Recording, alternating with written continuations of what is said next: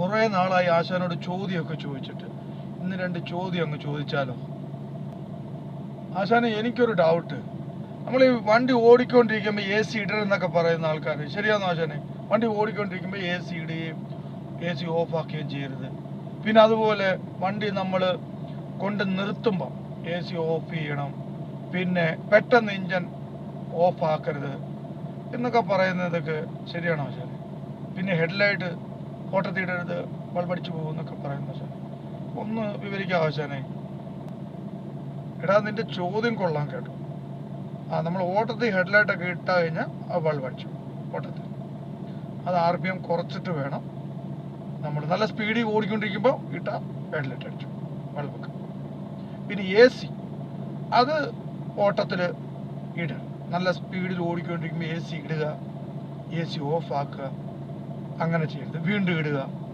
AC ഇട്ട് കഴിഞ്ഞാൽ പിന്നെ വണ്ടി സ്ലോ ആക്കി എവിടെയെങ്കിലും ഒന്ന് സ്ലോ ആക്കിയതിന് ശേഷം അതിൻ്റെ കംപ്രസർ ഓഫ് ചെയ്യണം, RPM കുറഞ്ഞിരിക്കുന്ന സമയത്ത്. അപ്പം അതിന് ലൈഫൊക്കെ കൂടും എന്നാ പറയുന്നത്. പണ്ട് വർക്ക്ഷോപ്പിൽ നിന്നപ്പോൾ എനിക്ക് അനുഭവം ഉണ്ട്. അവിടുത്തെ മുതിർ തലയ്ക്ക്, എന്നെ അടിച്ചിട്ടില്ല എങ്കിലും തലയ്ക്ക് കിണക്ക് കൊടുത്തവരുണ്ട്. പെട്ടെന്ന് വന്ന് വർക്ക്ഷോപ്പിൽ പണിക്ക് വന്നിട്ട് അവർ ഇഞ്ചൻ ഓഫ് ചെയ്തു പെട്ടെന്ന്. അതുപോലെ AC ഓഫ് ചെയ്യാതെ ഇഞ്ചൻ ഓഫ് ചെയ്തു. അപ്പോൾ വണ്ടി കൊണ്ട് നിർത്തി AC ആദ്യമേ ഓഫ് ചെയ്തതിന് ശേഷം കുറച്ച് സെക്കൻഡ് എടുത്തതിന് ശേഷമേ ഇഞ്ചനൊക്കെ ഓഫ് ചെയ്യാവൂ. കാര്യം വലിയ ഇഞ്ചനാണ്. അപ്പോൾ അങ്ങനെ ചെയ്യണം. വണ്ടികൾ നമ്മൾ അങ്ങനെ പ്രോപ്പറായിട്ട് ഓടിച്ചാൽ മതി. അപ്പോൾ നിനക്ക് മനസ്സിലായല്ലോ.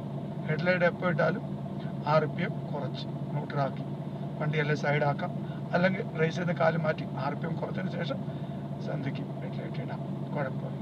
പിന്നെ AC ഓട്ടത്തിൽ ഇടുക, ഓണാക്കുക, ഇടുക, ഓഫാക്കുക, അത് ACക്ക് ബാധിക്കും. അപ്പോൾ ആയിക്കോട്ടെ. ഇനിയിപ്പം നിനക്ക് കൂടുതലായിട്ട് അറിയണമെങ്കിൽ നമ്മുടെ കൂട്ടുകാർ കമൻ്റ് ഇടുമ്പോൾ, കൂടുതൽ ഇതിനെക്കുറിച്ച് കൂടുതൽ അറിയാവുന്നവർ കമൻ്റ് ഇടുമ്പോൾ നമുക്ക് ബാക്കിയുള്ള കാര്യങ്ങൾ മനസ്സിലാക്കാം. കാര്യമെല്ലാം മനസ്സിലായോ?